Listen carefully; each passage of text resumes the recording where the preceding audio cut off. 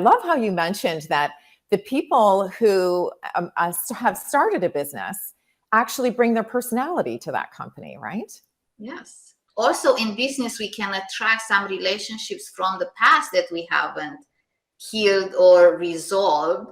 And it's for our benefit to make us learn more about ourselves and learn more about what we can do to transcend them and become more elevated. So that takes me to a really good point, because we all have triggers, right? I mean, we all know that, the day can be going along very well, and all of a sudden something will happen, and boy, the rest of the day is a disaster. And we think, wow, what happened there? Like, what was the trigger that sort of sent me on the wrong path? So in terms of giving folks advice, if I'm having a really great day and then all of a sudden I experience a trigger, what can I try to do to try to pull myself back into that positive environment? Do you have a tip that you can share with us that you give with your clients when they're in that situation? Yes, I actually created like a 7-point place. But the first thing is to go to your journal, like that everybody can do. And I have a process that is a bit unorthodox. It's called the angry letter.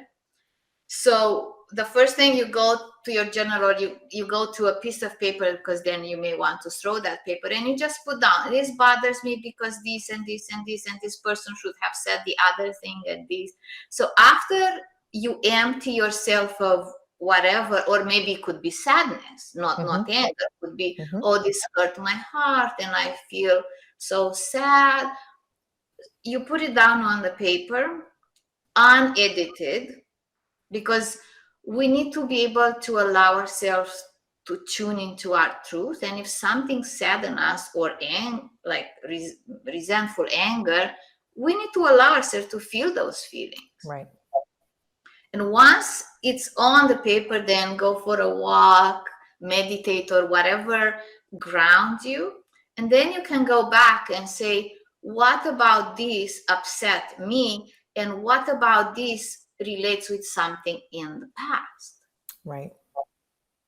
A tiny example: when I came to Canada, I speak English with an accent, and my mom was very critical of me. So we had this administrative assistant. I was in engineering, so it was like 99% men and just and some women. I was maybe few engineers like me, but they were like, most women were administrative assistant. So when I'll go and ask for a pen or whatever we were asking that day, and she would say, what did you say?